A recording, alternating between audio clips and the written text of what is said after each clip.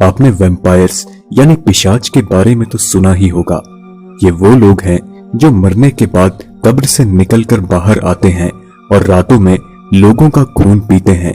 इनके पास अनूठी ताकत होती है और ये खाना पीना छोड़कर केवल इंसान का खून पीकर जिंदा रहते हैं। यही नहीं, खुद को जवान रखने के लिए वह जवान लोगों का खून भी पीते हैं।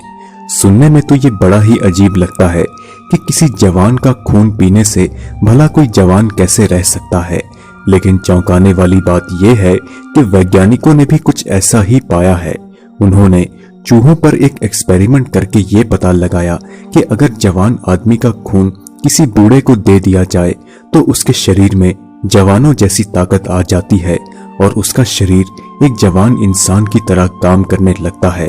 इससे ये साफ साबित होता है कि वैम्पायर्स जवान लोगों के खून पीकर जवान रह सकते हैं। अब इसे चरित्रों के प्रति लोगों की उत्सुकता कहें या पागलपन, पर इनके जैसे दुनिया में कई लोग हैं जो खुद को वैम्पायर मानते हैं और इंसानी खून पीकर जिंदा रहते हैं। वैम्पायर्स के छोटे बड़े कई समूह अमेरिका, यूरोप और ऑस्ट्रेलिया जैसे देशों में पाए जाते हैं। लुइजियाना स्टेट यूनिवर्सिटी के शोधकर्ता जॉन एडगर ने अमेरिका में रियल वैम्पायर कम्युनिटी को करीब से जाना और उनकी जिंदगी को साझा किया। जॉन एडगर बताते हैं कि उन्होंने रियल वैम्पायरों के एक फीडिंग प्रोग्राम में हिस्सा लिया। ये एक ऐसा प्रोग्राम है जहां सभी वैम्पायर एक दूसरे से मिलते हैं और वहां कई डोनर्स यानी खून पिलाने वाले भी होते हैं। खून पीने के लिए वैम्पायर अपने डोनर की पीठ के ऊपरी हिस्से पर छोटा सा कट लगाते हैं और फिर अपने दानव जैसे दांतों से डोनर का खून पीते हैं। यही नहीं, कई वैम्पायर अपने डोनर के साथ शारीरिक संबंध भी बनाते हैं। जॉन ने बताया कि उन लोगों का बर्ताव काफी अलग सा होता है।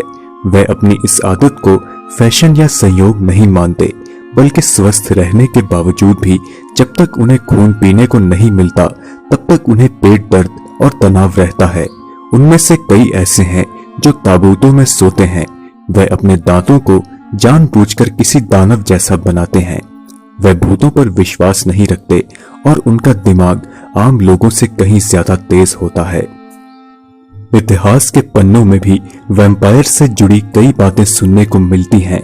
15वीं शताब्दी में 7वें पोप इनोसेंट के चिकित्सक ने अपने मरते मास्टर की जान बचाने के लिए 3 नौजवानों को मौत के घाट उतार दिया। कहा जाता है कि उन नौजवानों का खून पोप इनोसेंट को पिलाकर उनकी जान बचाई गई।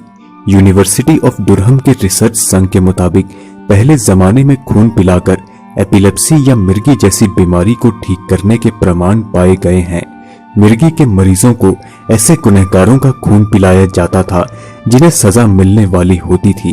ऐसा माना जाता था कि खून पीने का शरीर और आत्मा के साथ बड़ा गहरा संबंध है। इस खून को पीने के बाद वह बीमारी से पीड़ित व्यक्ति की आत्मा स्वस्थ हो जाती थी। ऐसा इसलिए क्योंकि वह खून किसी जवान गुनहगार का होता है। अगर आप ये सोचते होंगे कि रियल लाइफ वैम्पायर दिन के 24 घंटे खून पीने वाले दानव जैसे ही जीते हैं, तो आप बिल्कुल गलत हैं। दिन के समय इनका जीवन भी किसी आम इंसान जैसा होता है। वे पेशे से नर्स हो सकते हैं, बार में काम करने वाले स्टाफ, या फिर ऐसे लोग जिनका भगवान से विश्वास तगड़ा होता है। जरूरी नहीं कि ये हमेशा शमशानों के आसपास घूमते रहें या फिर खून ही पीते रहें। कई रियल लाइफ वैम्पायर मानवता को समर्पित कई संस्थानों के लिए काम भी करते हैं, जैसे बेघरों को खाना खिलाना। बस अलग ये बात होती है कि वह खुद की पूर्ति अनोखे ढंग से करते हैं। वह मानते हैं कि अंदरूनी ताकत और शांति के लिए खून की जरूरत होती है, इसके बगैर वह नहीं रह सकते। कुछ ऐसे वैम्पायर हैं जिनका मानना है कि खून की छोटी छोटी 7 खुराक या छोटा कप उनके पाचन तंत्र को ठीक रखता है।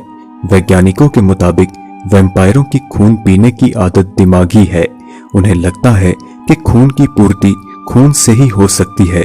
वहीं कई वैम्पायरों का ये मानना है कि उन्हें खून की जरूरत तब से महसूस हुई जब वे किशोर अवस्था में आए थे।